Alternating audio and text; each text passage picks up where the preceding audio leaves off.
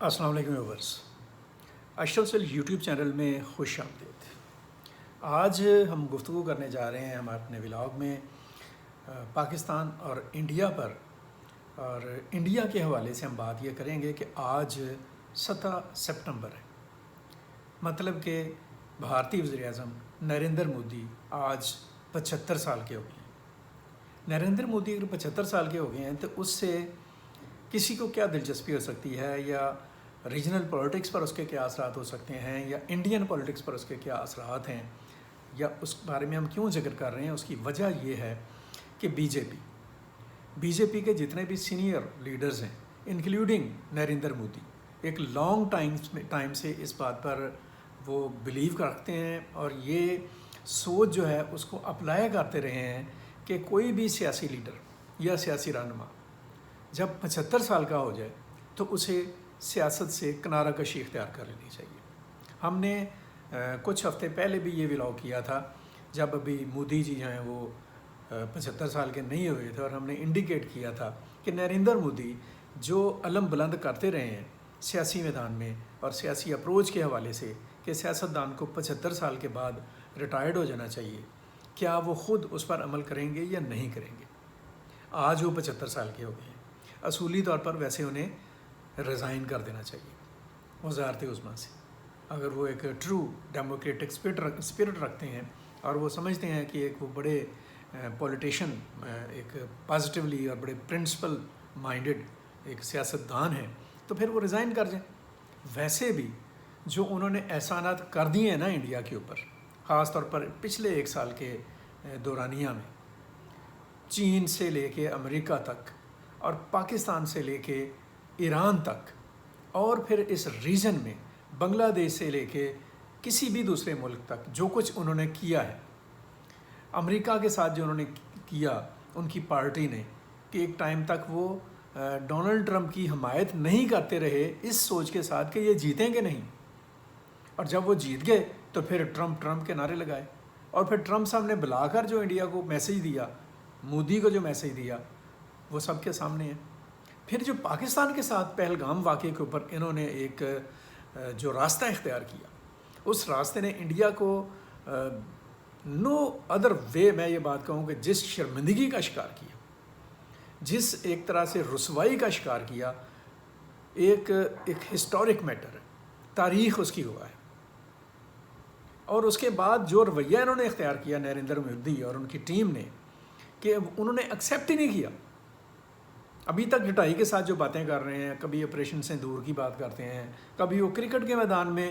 کھلاڑیوں کو منع کرتے ہیں کہ پاکستان ٹیم کے کھلاڑیوں کے ساتھ آپ نے ہاتھ نہیں ملانا، کبھی وہ ریفری جون سا ہے اس کو جیسے کہہ لیں کہ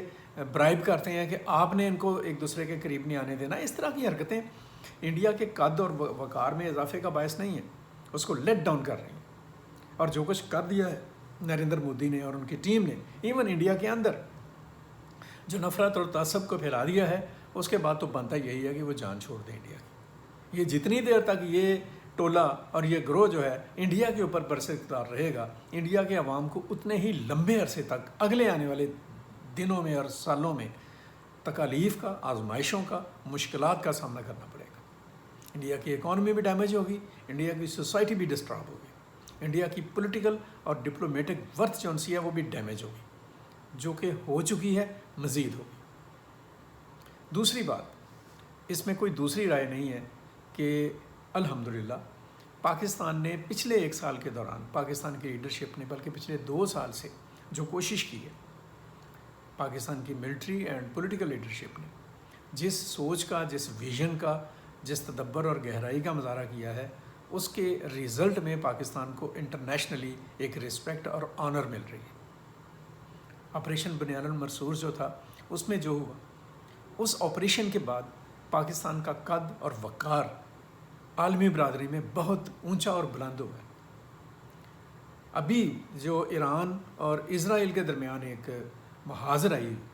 اس میں پاکستان نے اس محاذر آئی کو سیٹل ڈاؤن کرنے میں جو کردار ادا کیا، اور امریکہ نے جس کا اعتراف کیا، وہ پاکستان کے بڑے کردار کی ایک دلیل ہے۔ دشمن تو عجیب پروپیگنڈا کر رہا تھا پاکستان کے بارے میں کہ یہ پتہ نہیں کیا کریں گے، خدا کا جسے کہہ لیں کہ لوگوں کو شرم کرنی چاہیے، وہ کس طرح کی بات کرتے ہیں۔ بہرحال اس کے بعد ابھی جو اسرائیل نے اٹیک کیا قطر پہ، اس اٹیک کے بعد پاکستان نے جو سٹینڈ لیا اور پاکستان نے جو نقطہ نظر اٹھایا، اختیار کیا سلامتی کونسل میں، انٹرنیشنل کمیونٹی میں، عرب کنٹریز کے ساتھ، قطر کے ساتھ،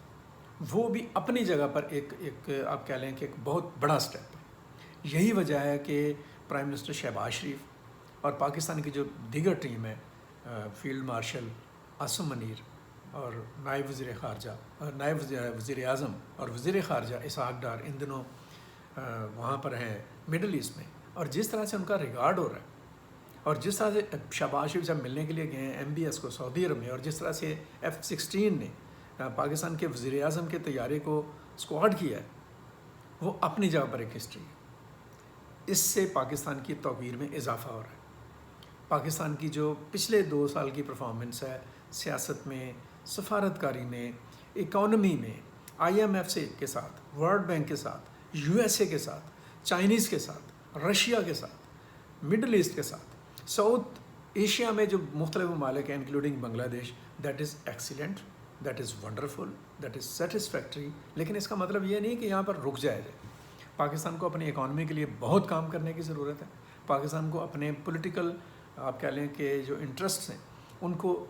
انشور کرنے کے لیے، سیکیور کرنے کے لیے بڑا کام کرنے کی ضرورت ہے، اور جو عزت، مقام اور وقار پاکستان کو حاصل ہوا ہے اس کو کنورٹ کرنے کی ضرورت ہے پاکستان کی ترقی میں، استحکام میں، خوشحالی میں، اور آپ کہہ لیں کہ فیوچر جو پاکستان کا ہے اس کو مضبوط کرنے کے حوالے سے۔ ہوپس ہو کہ پاکستان کی لیڈرشپ جو سی ہے وہ ان چیزوں کو دیکھے گی کیئرفلی، اور اپنا جو ایک راستہ ہے اور اپنا جو ایک مقام ہے ریجنل لیول کے اوپر اور انٹرنیشنل لیول کے اوپر، اس کو گریجولی بہتر سے بہتر بنانے کا سفر جو ہے اس کو جاری رکھے گی۔ آج کا ولاگ اتنا ہی، یہاں تک۔ مزید گفتگو ہم اگلے ولاگز میں کریں گے۔ مجھے اجازت دیجیے گا، اپنا خیال رکھیے گا، اپنی آراء سے آگاہ کرتے رہیے گا۔ اللہ حافظ۔ پاکستان پائندہ باد۔